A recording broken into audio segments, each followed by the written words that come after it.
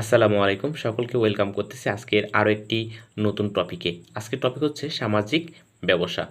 Doctor Mohammad Yunus sir আসার পর বেশ কয়েকটি কনসেপ্ট গুরুত্ব পাচ্ছে, এর মধ্যে সামাজিক ব্যবসা একটা গুরুত্বপূর্ণ টপিক।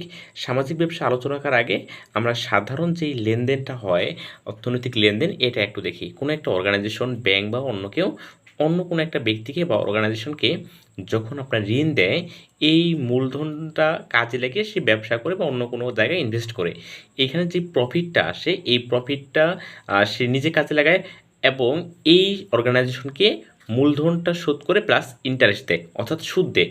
এই জায়গায় আমরা যদি বলি ডির কথায় সুদ প্রদান করে।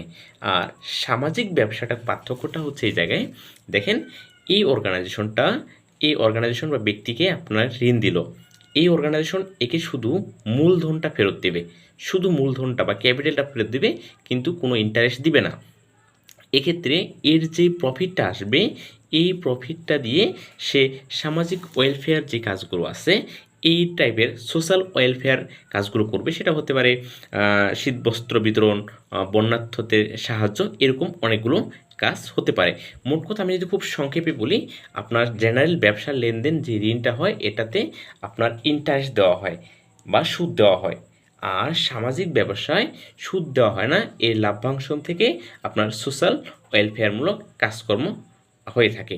আর ডক্টর মোহাম্মদ ইউনুস স্যার 2007 খ্রিস্টাব্দের শেষ ভাগে সামাজিক ব্যবসা ধারণাটি প্রবর্তন করেন।